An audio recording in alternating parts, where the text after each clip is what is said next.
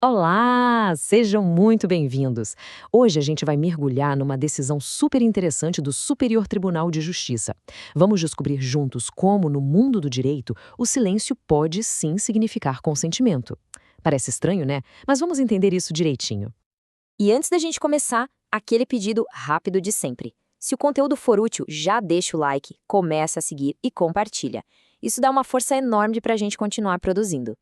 A grande pergunta que guia nossa conversa hoje é essa: será que na justiça o silêncio pode realmente ser visto como um sim? Sabe, a ausência de uma resposta pode ter o mesmo peso de uma afirmação bem clara? É o que a gente vai investigar. E para entender essa questão na prática, nada melhor do que um caso real. Vamos conhecer a história do João, que travou uma batalha judicial que foi parar, olha só, lá na mais alta corte do país. O cenário inicial era o seguinte: de um lado, um banco, do outro, o João.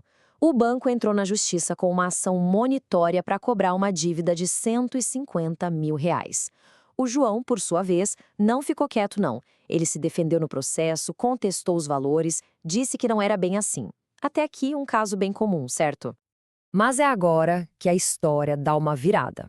No meio do caminho, o banco faz uma coisa chamada cessão de crédito.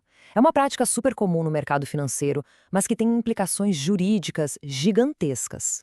O que aconteceu foi o seguinte: o banco vendeu a dívida do João para um fundo de investimento. Com isso, esse fundo pediu para entrar no processo no lugar do banco. O nome técnico para isso? Sucessão processual. Pense assim: é como se trocassem um jogador no meio do jogo. E a lei, o Código de Processo Civil, é muito clara sobre isso. A regra diz que essa troca de jogadores, a sucessão, não pode acontecer sem consentimento da outra parte. No nosso caso, o João precisava concordar. A lei exige um ok dele. E foi exatamente isso que o juiz fez. Ele seguiu a lei à risca, notificou o João para ele dizer se concordava ou não com a entrada do fundo, e a resposta do João foi nenhuma. Silêncio total. É aí que o nó aperta.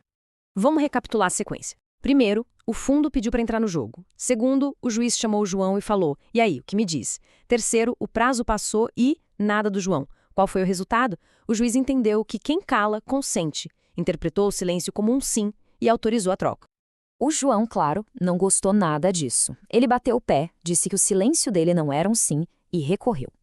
O caso foi subindo, subindo, passou pelo Tribunal de Justiça e foi parar lá no Superior Tribunal de Justiça, o STJ. E aí chegamos no momento crucial.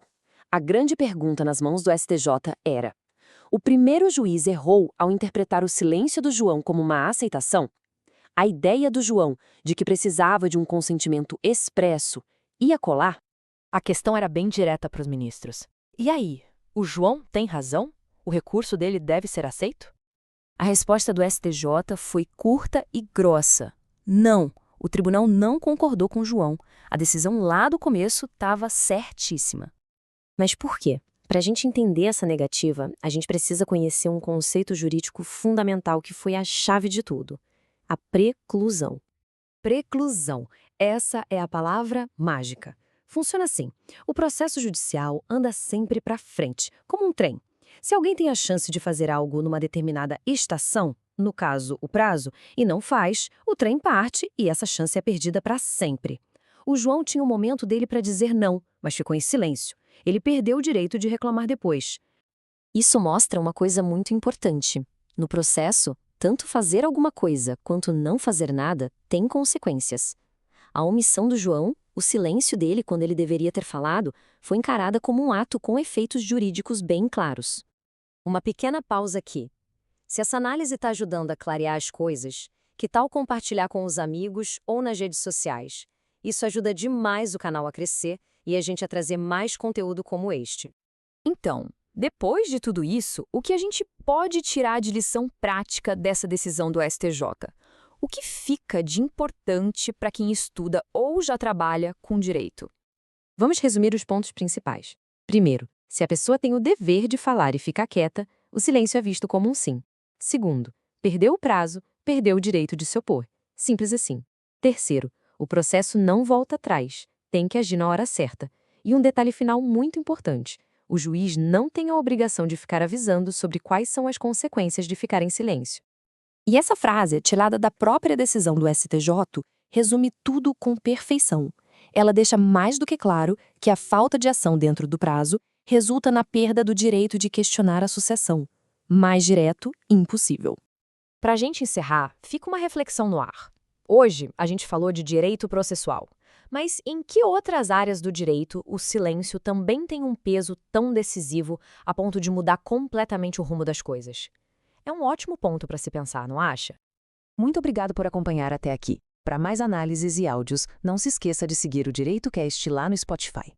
E só para reforçar, deixar o like é muito, muito importante para a gente. Ajuda o nosso conteúdo a chegar a mais pessoas. E para quem prefere vídeo, é só procurar por DireitoCast no YouTube ou no TikTok. Muito obrigada pela companhia e até a próxima.